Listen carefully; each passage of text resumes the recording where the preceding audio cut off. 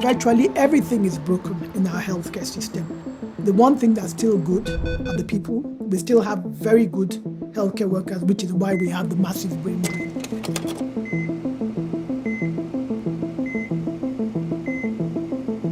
We're losing a lot of doctors, we're losing a lot of nurses, a lot of healthcare practitioners in general. And you wonder, why do they need to leave the country to another country? And it's just because the system here is broken and it's not providing what they need to make them stay here.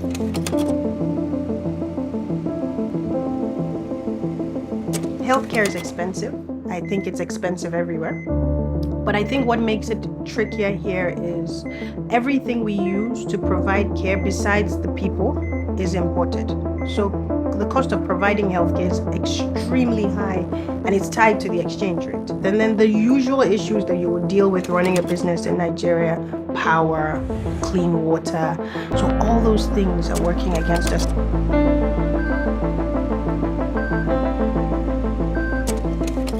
The healthcare system needs a lot of revamping. We need to do a lot. At the end of the day, we keep saying the government, but also we need to also look inwards, talk to each other. Why do we need to go somewhere else to make their system better when we can make our own system better here?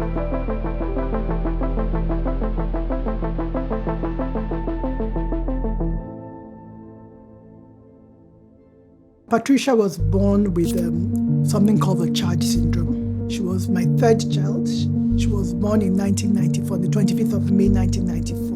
And she was born with about 6 or 7 abnormalities. So on her third day of life, I had to take her with me to the UK for life-saving surgery.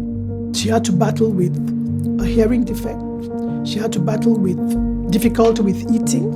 And so she had 5 surgeries in her life, some cosmetic, but more life-saving and quality of life improving. So she received healthcare in 3 countries, across 2 continents. And so when I started this practice, I wanted to correct the things that I thought were defective here. So I must say that she died as a complication of the one surgery she did in Nigeria.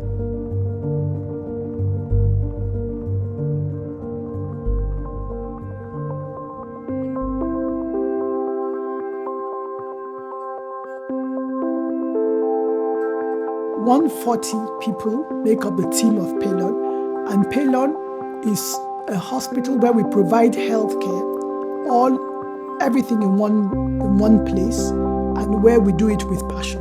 It used to be a smaller setting back in the days. It used to be a clinic. Now it's a full-time hospital. Now we're attending to primary, secondary, and tertiary care. Then it was mostly known as a pediatric hospital.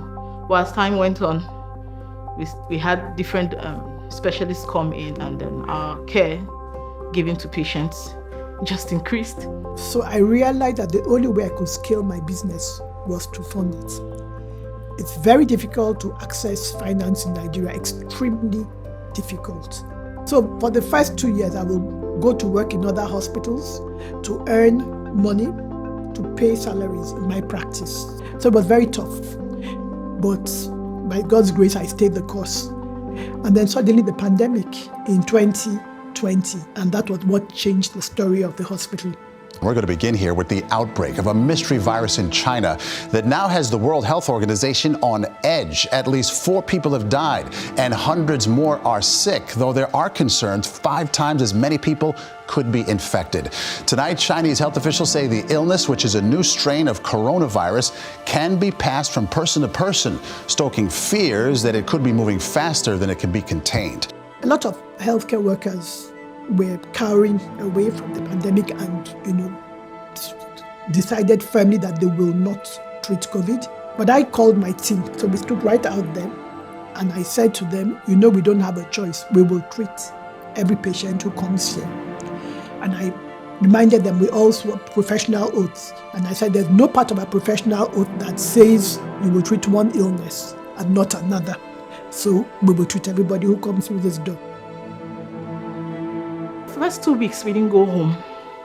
Everyone was scared. If they knew what to expect, I'm sure they would have sent out people. But with the stay at home, lockdown and everything, everybody needed to get used to what was happening. It was not easy. There was a lot of pushbacks. There was a lot of people saying, no, you shouldn't do it. Don't go for it. It's dangerous. Anything can happen. But we still pushed ahead. We still forged on, saying we must make a change and we must help people, because there were a lot of people that came and didn't have anybody to help them. And we were able to. Luckily, Paleon, they pride themselves with standard. So going into the field, they had provided everything we needed. There was no compromise on quality. We had protective devices and everything. So if it was in terms of being scared or being infected, no.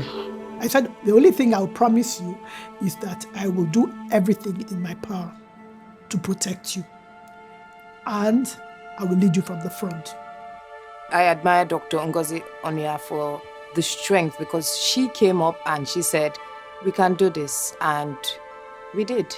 So when your boss is someone who would not shy away from responsibility, you won't shy away. I've stayed quite long to know that if she wanted you to do something, she would get it done herself first, and then everyone would follow. It felt like you had the responsibility of these lives coming in and making sure they go home safe. When they got better and you see the family rejoicing to go home, it gave the satisfaction that we did something right. And then the 24th of March, I got a phone call that they were going to refer a patient to us who required ventilation. The son of the woman on the ventilator had seen the notice I put out saying we were shutting down Ikeja branch. And he had to look after his mother at home for 13 days, because as soon as the diagnosis of COVID was made, nobody was willing to admit her. So he had looked after her and only brought her into hospital when she required ventilation. So he said to me, why are you shutting your Ikeja branch? Why don't you convert it to a treatment center for COVID?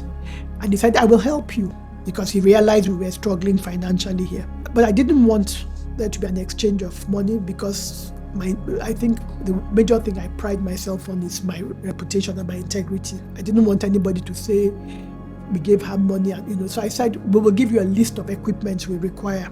And then I remember that a couple of companies had approached me previously also at the beginning of the pandemic to say, if we have patients who require ventilation, will you be willing to take them in?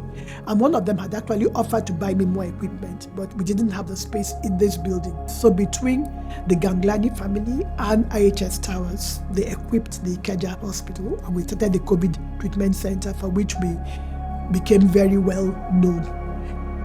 And I think we treated more COVID patients than any other private facility in Nigeria at the beginning. So for the first 9 years, we struggled. We ran the business basically on sweat, blood, and tears. We were inadequately capitalized. But with the COVID pandemic and treating COVID, for the first time, we capitalized the business properly. She has a heart, for people, a heart for God. And she's been able to put that together in her medical practice to the end that she's not all about the money. She wants to create solutions first. In business, it's payment before service. In healthcare, it's different. And in Nigeria, some hospitals have tried to insist that you pay before they start taking care of you, but the conscience of Paleon just can't take that. The vision of the hospital is to redefine healthcare in Nigeria. And I think to an extent we are considered the benchmark, as small as we are. They know us for integrity, and they know us for getting it right the first time always. So we make sure that it is evidence-based. Everything is to the books. Okay, what is wrong with you? We will check, and it will be there it can be verified from any part of the world. It's not a question of what I think or what I've done in the past, but what does the evidence show is the best way. I think that's the most important thing we do. Then we're very big on patient safety. So we have all kinds of equipment to ensure patient safety, like infusion pumps, patient monitors. So we don't leave things to chance. Everything that we require to provide, to make healthcare safer, we try to make it a very happy workspace, and it is a happy workspace. So a lot of hospitals are struggling with the high turnover of staff. We don't struggle that much, and they don't leave us high and dry. Not just doctors, all healthcare workers, they don't leave us high and dry.